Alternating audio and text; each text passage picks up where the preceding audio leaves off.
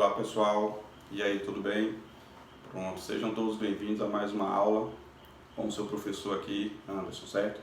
O tema da nossa aula de hoje, pessoal, é Guerra Fria e o Mundo Bipolar.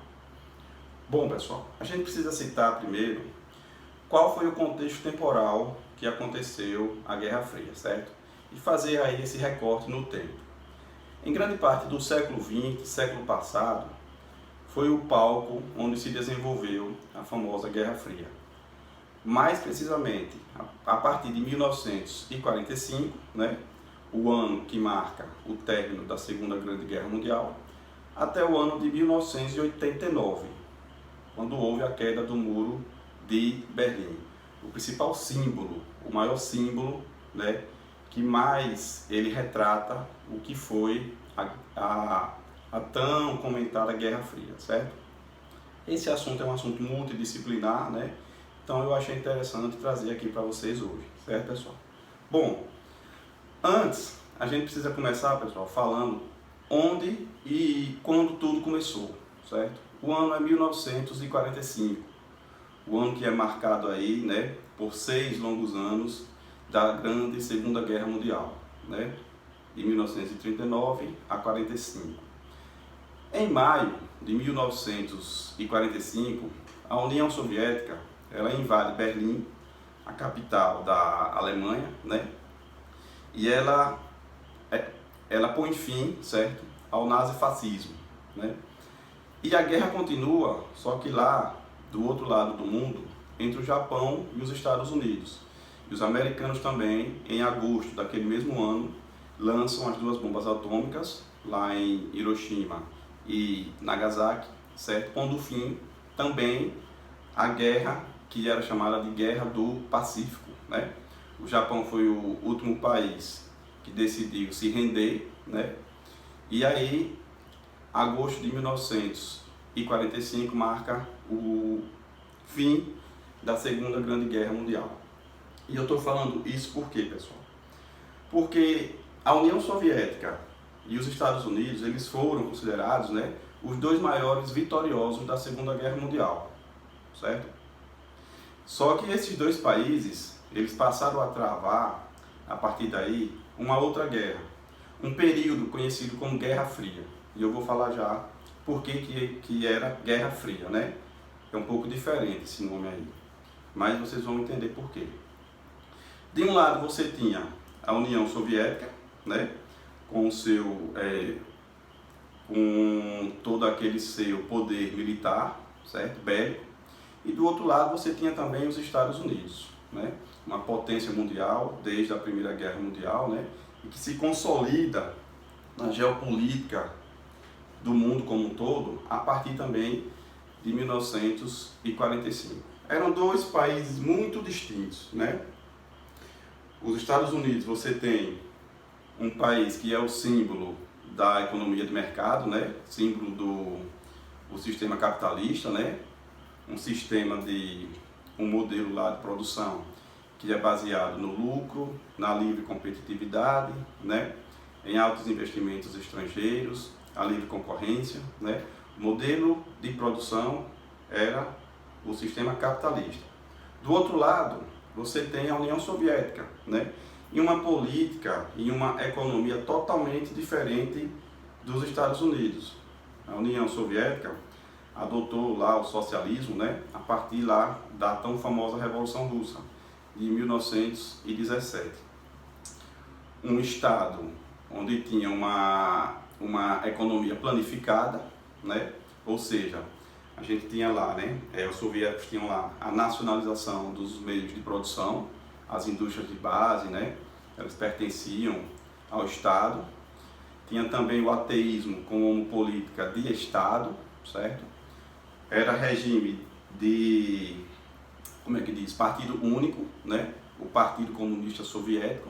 Então eram 2 potências, muito bem distintas.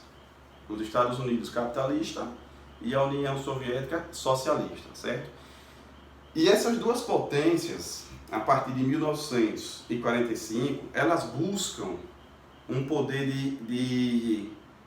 um poder hegemônico, certo? Cada vez maior em torno do globo, né?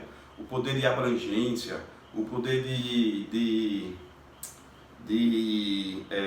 influência dessas duas potências, certo? Começa a partir de 1945 a se destacar, né? E por que esses dois países travam a tão conhecida Guerra Fria? Porque foi, pessoal, na verdade, uma guerra ideológica, certo? Uma guerra de provocações. Não houve entre essas duas nações aquele conflito direto, certo? Uma verdadeira guerra. Até porque, se assim houvesse, né, esses dois países detinham juntos o maior poder bélico, certo, militar do mundo. E tudo isso foi muito bem demonstrado durante os 6 anos da Segunda Guerra Mundial, né? Lembre-se que os Estados Unidos lançaram as bombas atômicas lá no Japão, em agosto lá de 1945, e aquilo ali foi uma arma que ninguém até então tinha visto antes. O Japão só se rendeu porque ele se deparou com um inimigo que tinha um poder bélico, certo? Incomparável com as outras potências. A União Soviética também, certo? Ela fez o seu primeiro teste nuclear em 1949. Então, ela também tinha poder bélico, ela também tinha poder militar. Lembre-se que durante a Segunda Guerra, quando as tropas de Hitler ele tenta invadir a União Soviética avança com tudo também pelo leste da Europa, chega até a Alemanha e em maio de 1945 os soviéticos invadem Berlim, certo? Dominam Berlim e põem fim ao conflito, né? lá em território europeu. Claro que ao lado também, certo? A oeste, lá do território alemão, tinha também os aliados, né? A França, a Inglaterra e os americanos. Então a Alemanha ficou, certo, disputando no leste a guerra contra a União Soviética e a oeste a guerra contra os aliados, né? Bom, então essas duas potências juntas, elas saem como as maiores potências vitoriosas da Segunda Guerra Mundial e começam a buscar suas hegemonias, o seu poder de abrangência em torno do nosso globo. E aí eles começam a uma corrida, né? Uma corrida bélica, certo? Militar, que fica conhecida como corrida armamentista, né? E uma corrida também aeroespacial, né? Foi, por exemplo, nesse período aí, que a gente conhece como Guerra Fria, que os soviéticos lançaram, por exemplo, o primeiro ser vivo até o espaço, né? Que foi uma cachorrinha chamada Latika, a bordo lá de uma cápsula, certo? Foi também nesse momento aí que a União Soviética lança o primeiro ser humano a dar uma órbita completa em torno da Terra e a trazê-lo de volta, são e salvo, até a Terra, né? E os Estados Unidos, do outro lado também, eles desenvolveram as missões Apollo, né? Que em junho de 1969, os americanos conseguem vencer essa corrida aí aeroespacial, porque eles conseguem lançar até a Lua três astronautas americanos, né? Ano passado foi o aniversário de 50 anos, né, do pouso do homem na Lua, né? Que foi aquele projeto lá, o Apollo 11, certo, pessoal? Bom, então assim, a União Soviética e os Estados Unidos começam a sua corrida aeroespacial e, paralelamente também a isso, começam também uma corrida armamentista, certo? Se essas duas potências eram as potências que saíram vitoriosas pós Segunda Guerra Mundial, elas buscavam, né, aprimorar cada vez mais, desenvolver cada vez mais armas militares, certo? Foi também nesse momento que surgiu, certo, diversas tecnologias que hoje nós usufruímos, como a tecnologia via satélite, né, a tecnologia de micro-ondas, certo? A própria internet surgiu também nesse momento dessa Guerra Fria, nesse auge dessa Guerra Fria, né? A internet ela surge lá naquelas bases americanas dos Estados Unidos, não é verdade? E ela vai servir para a troca de mensagens entre as bases americanas que estavam ali espalhadas por todo o território americano, né? Então, assim, diversas tecnologias surgiram, né? E também, certo, diversas armas, né, de um grande poder de destruição também surgiram nesse momento. Acredita-se que em nenhum outro momento da história da humanidade se produziu tantas armas, certo, como foi no período conhecido como Guerra Fria, de 45 a 1989, certo, pessoal? Então, eles trazem aí uma nova geopolítica mundial, né? Uma bipolaridade mundial, porque agora o mundo ele estava dominado, certo, pela hegemonia dessas duas superpotências. De um lado, a União Soviética, né, com o seu modelo lá de produção socialista, do outro lado, o sistema capitalista americano. Alguns países se alinham ao modelo americano, outros países, principalmente países ali do leste europeu, né? Cuba também, a partir de 59, com a Revolução Cubana, alguns países lá do Sudeste Asiático se alinham também ao modelo soviético, né? Ao modelo comunista lá, implementado pela União Soviética. E aí se traz um novo reordenamento do mundo, né? Uma nova ordem mundial, né? Que ordem era essa? O mundo bipolar. União Soviética versus os Estados Unidos.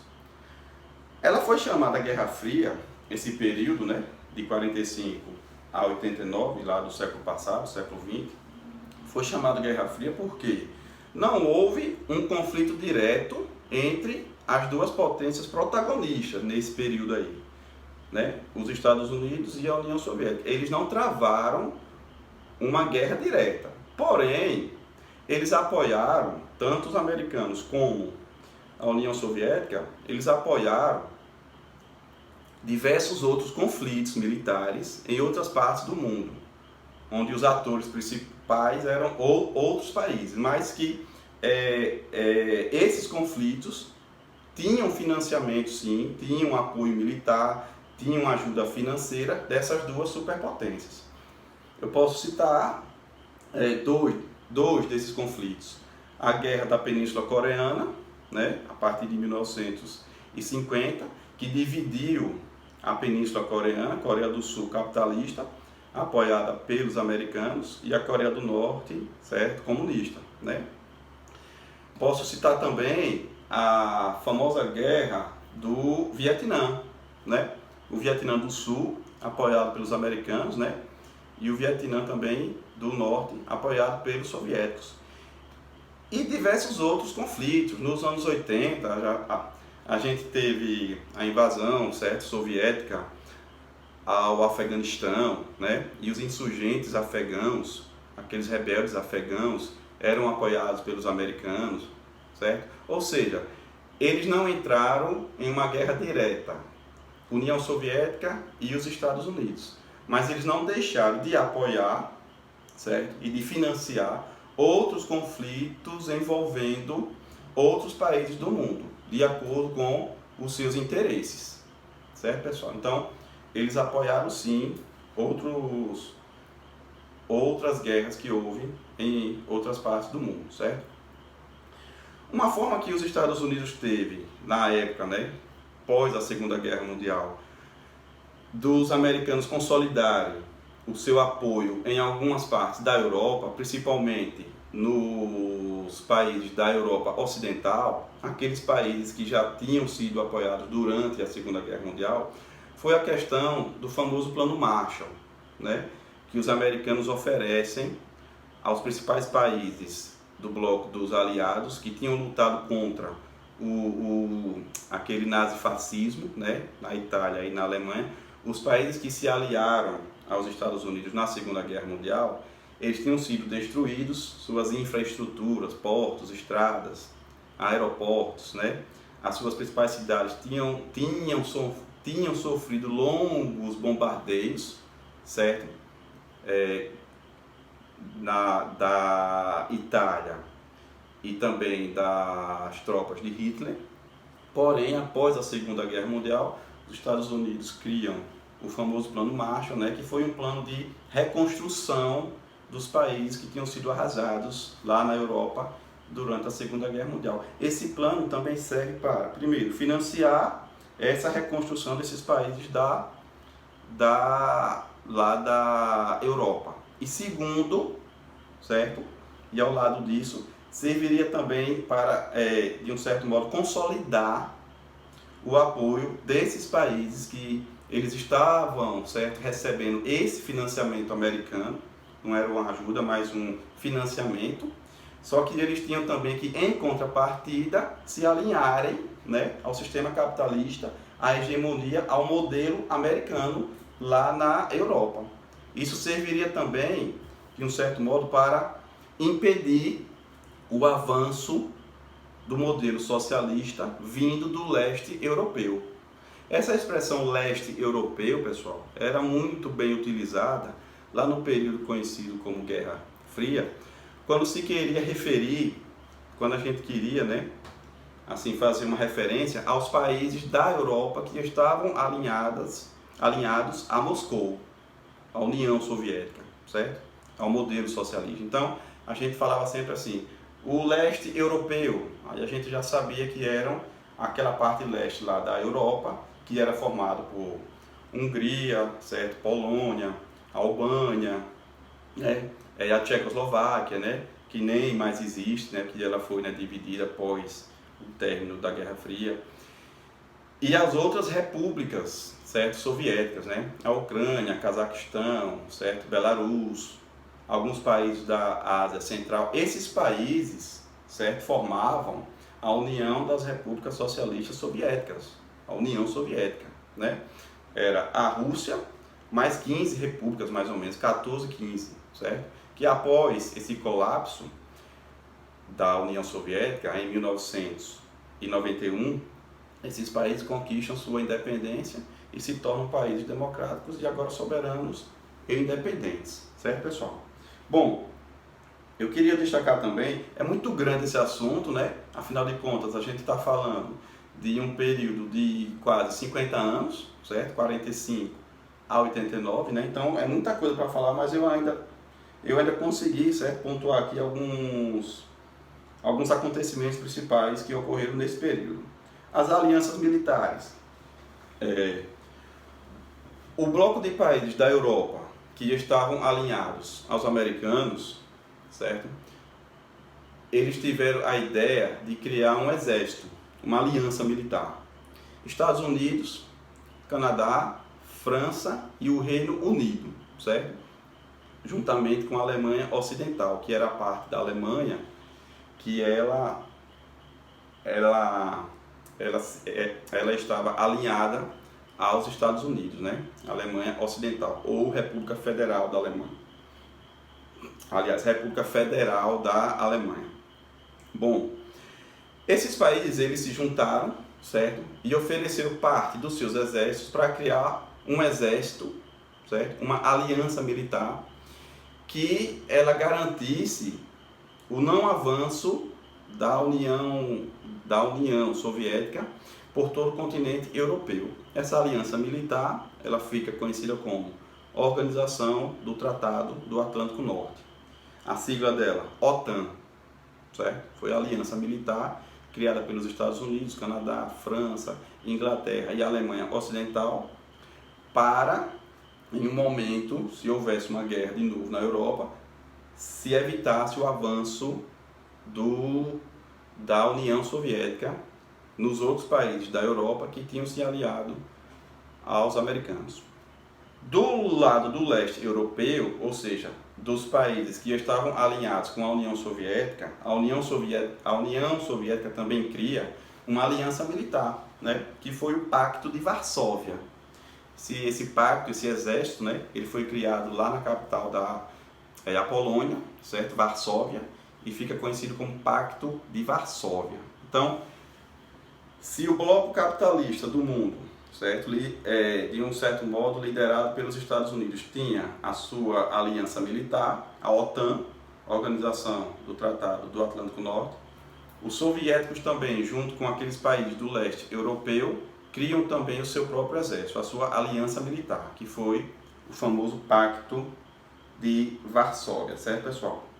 Bom, o primeiro-ministro britânico, logo após a Segunda Guerra Mundial, muito famoso ele, né, Winston Churchill, ele disse que a partir do término da Segunda Guerra Mundial, a Europa ela estava dividida, certo? Entre o bloco socialista, os países do leste europeu, mais a União Soviética, e o bloco capitalista, os países alinhados, né, com aquele modelo de produção capitalista americano. E o Winston Churchill, ele disse que haveria uma linha imaginária para dividir a Europa em duas partes. Uma fronteira imaginária, uma linha imaginária, que ela dividisse em leste europeu, área de influência soviética, e a Europa ocidental, o outro lado da Europa que era formada por países alinhados aos interesses americanos. Essa linha imaginária, que ela dividia a Europa do Mar Báltico até o Mar Adriático, fica conhecida como Cortina de Ferro. Cortina de ferro, pessoal, certo?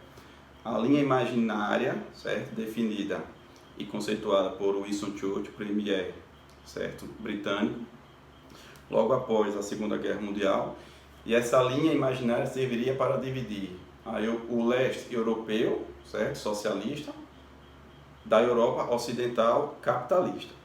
Só que tem um detalhe: a Alemanha, quando os aliados invadem a Alemanha, as tropas soviéticas também entram em Berlim e põem fim à Segunda Guerra Mundial, lá em maio de 1945, a Alemanha ela foi totalmente dividida entre as principais nações vitoriosas da Segunda Guerra, pessoal, né?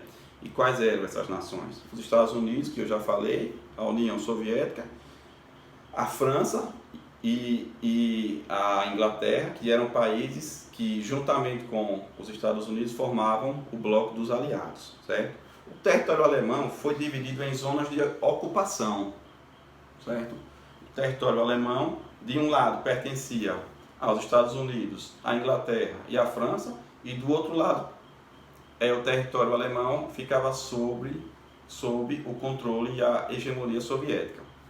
Só que Berlim, a capital da Alemanha, ficava dentro da zona de ocupação soviética, né? Na chamada Alemanha Oriental, certo? E como Berlim estava dentro da parte controlada pelos soviéticos, mas era a capital da Alemanha, certo? Se bem que para os americanos, os franceses e os ingleses, no lado ocidental alemão também tinha uma cidade que ela poderia ser a capital, que era Bonn, né? Mas os países aliados, os Estados Unidos, a França e a Inglaterra, eles queriam também zonas de ocupação dentro de Berlim.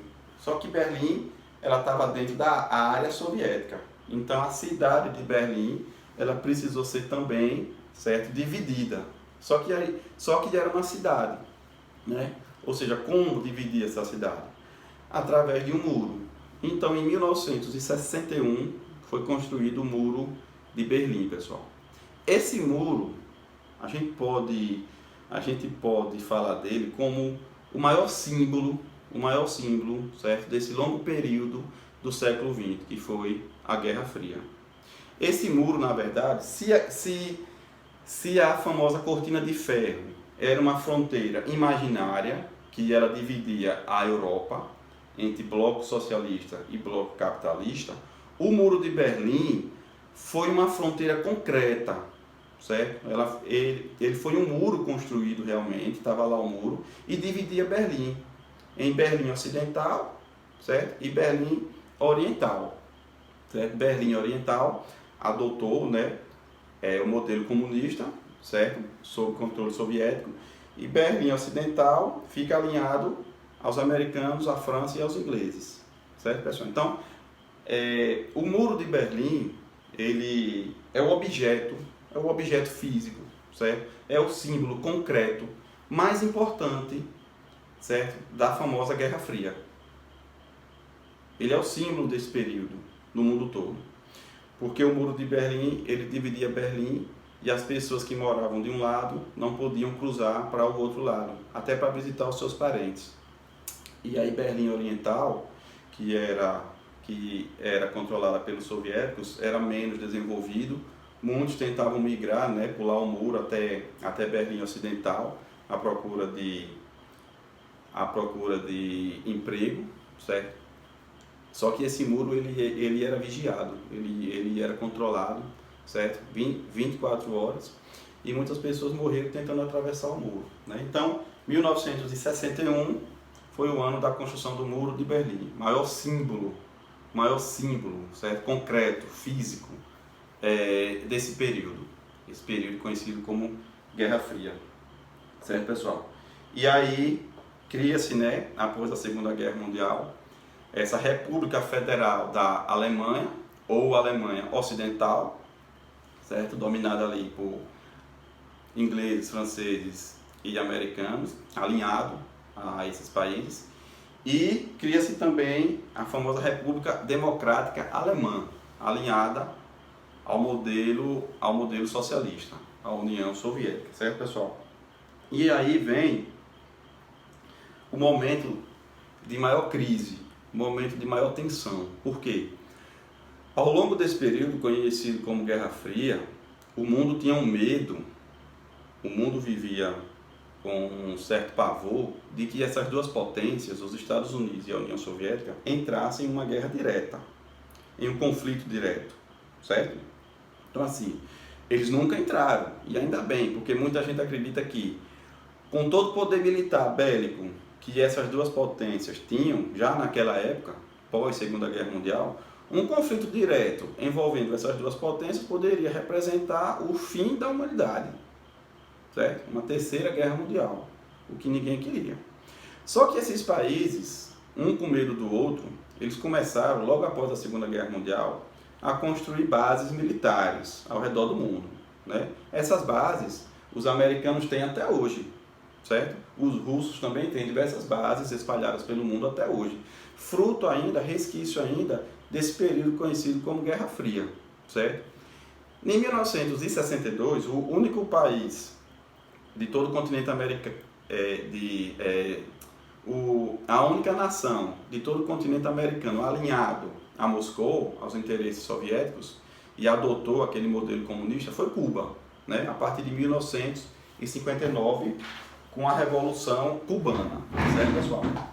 Então veja, a União Soviética, né, ela decide construir uma base militar russa, certo, soviética, lá no território cubano, com mísseis balísticos. Esses mísseis, os russos foram lá, né, certo, colocaram esses mísseis lá na base militar, que pertencia à União Soviética, né, e esses mísseis, eles estavam apontados para o território americano. Porque Cuba, porque eu não peguei o nosso globo hoje, mas Cuba é um país que fica bem próximo aos Estados Unidos, né? Eles são separados por mar, ali na região lá do Caribe. A costa cubana, ela fica mais ou menos a 150 quilômetros da Flórida. A Flórida, se você ver no mapa dos Estados Unidos, é o estado mais ao sul dos Estados Unidos, e ficam bem próximos ali a Cuba, certo?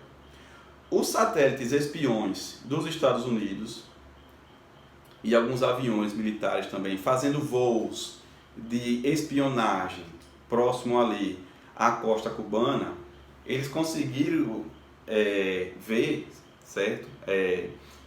Eles conseguiram detectar que essa base soviética em território cubano possuíam mísseis apontados para o território americano.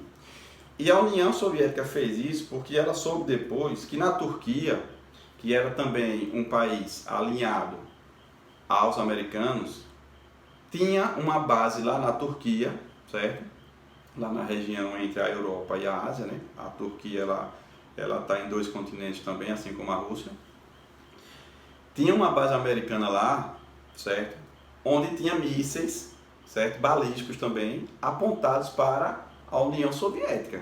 E aí criou-se um incidente diplomático, os Estados Unidos sabiam que a União Soviética tinha uma base militar em território cubano, com mísseis balísticos, certo? Mísseis capazes de eles transportarem até as famosas ogivas nucleares, apontados para o território americano, e os soviéticos descobriram também que os americanos tinham construído uma base militar na Turquia com mísseis apontados para a União Soviética. E aí criou-se um momento de maior tensão de toda a Guerra Fria, que foi um período conhecido como crise dos mísseis, certo?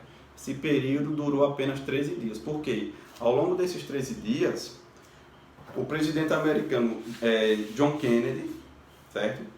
E o secretário-geral do Partido Comunista, Nikita Khrushchev, eles foram chamados para sentar e eles começaram a negociar uma retirada pacífica de todos esses mísseis, tanto da base soviética lá em Cuba, quanto da base americana na Turquia. Então, esse foi um momento, pessoal, de 13 dias, conhecido como a crise dos mísseis, mas ele representou o momento, né, vamos dizer assim, o ápice, né, de maior tensão durante toda a Guerra Fria.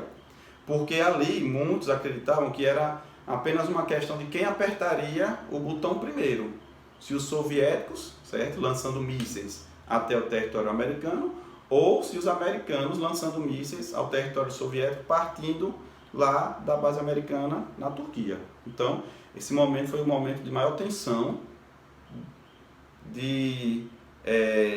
foi o auge, né? O ápice de maior tensão, onde o mundo ele parou, certo? Por todos aqueles 13 dias, pensando que não, agora pode eclodir uma guerra mundial entre os Estados Unidos e os soviéticos, era o que ninguém queria, porque isso poderia representar, né,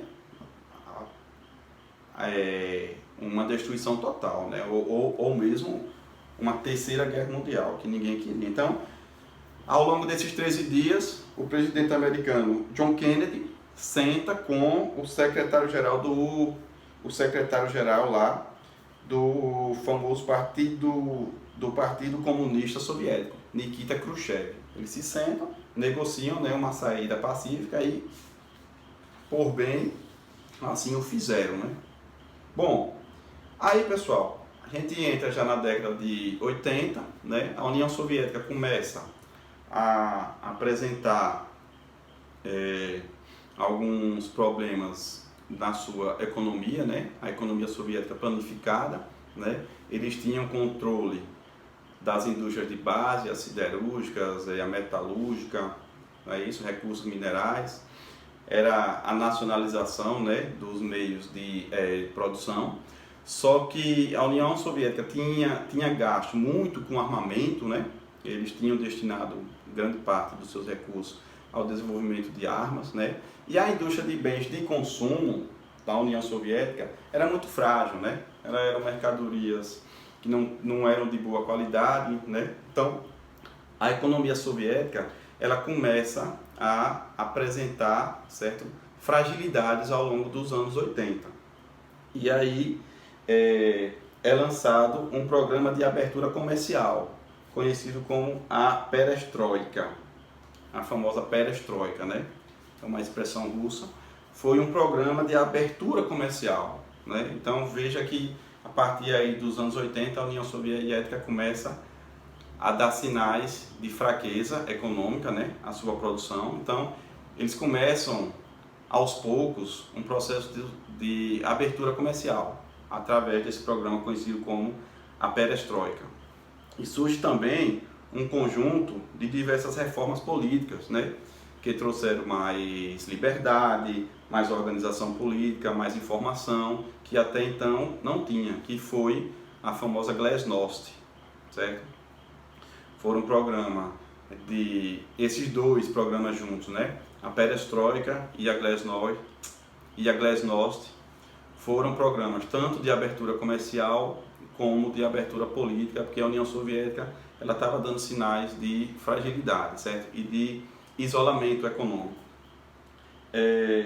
E aí vem o ano de 1989, pessoal, que é o ano que vai marcar o final desse período, né, com a queda do Muro de Berlim, em novembro daquele ano, em novembro de 1989, certo? Essa queda desse muro, ela representa o colapso da Guerra Fria, o fim da Guerra Fria, pessoal, certo? E em 1981 você tem o fim da União Soviética, né? O colapso soviético. Não existe mais a União Soviética, as repúblicas que faziam parte da famosa União Soviética, elas reconquistam sua independência, se tornam países soberanos, né? E a União Soviética, ela volta a ser agora chamada de Rússia, né? Ainda assim é o maior país do mundo em dimensão territorial, em tamanho, em área, certo? E aí, 89, queda do Muro de Berlim, isso aí, esse marco representa o final da Guerra Fria, e em 91 o colapso da União Soviética, o final da União Soviética, e agora ela passa a ser chamada Federação Russa, certo, pessoal? Então, foi um longo período aí do nosso século XX, certo, século passado. Diversas tecnologias surgiram, certo, tanto lá na União Soviética como nos Estados Unidos. Depois o mundo todo passa a usufruir dessas conquistas, mas foi um momento de grande tensão. Foi uma guerra ideológica, porque não houve uma guerra direta. Foi uma guerra onde os Estados Unidos e a União Soviética, eles estavam tentando, eles estavam tentando aumentar suas hegemonias, hegemonia política, econômica, certo, cultural, enfim. Esse período começa lá no pós-Segunda Guerra Mundial, 1945 a 1989, pessoal, certo? Quase 50 anos aí de Guerra Fria e a bipolaridade do mundo. Guerra Fria e o mundo bipolar, certo? Por que bipolar? Ele estava sobre o mundo, né? Sob a hegemonia dessas duas superpotências mundiais, União Soviética e o seu modelo socialista, a nacionalização dos meios de produção, economia planificada, o que mais? Partido único, né? Ateísmo como política de Estado. Do outro lado, hegemonia americana, livre propriedade, economia de mercado, né? Que objetivava sempre o lucro e a livre competitividade, pluripartidarismo, né? Enfim, esse período aí, esse longo período do século XX fica conhecido como a Guerra Fria e a geopolítica do mundo bipolar. Certo, pessoal? Espero que vocês tenham gostado. É um assunto muito extenso, né? Tem um capítulo inteiro de alguns livros que fala sobre o que foi essa Guerra Fria. Eu quis trazer aqui alguns acontecimentos principais desse período, alguns fatos históricos principais e entender como que se deu esse reordenamento do mundo pós Segunda Guerra Mundial. Um mundo liderado entre essas duas superpotências, certo? Que, por bem, nunca entraram em guerra, nunca entraram em um conflito direto. Por isso que a Guerra Fria foi uma guerra mais ideológica, né? Esses países quiseram influenciar outros países com as suas ideologias políticas e econômicas, certo, pessoal? Espero que vocês tenham gostado, continue em casa, lave sempre as mãos e até o nosso próximo encontro, na nossa próxima videoaula. Até!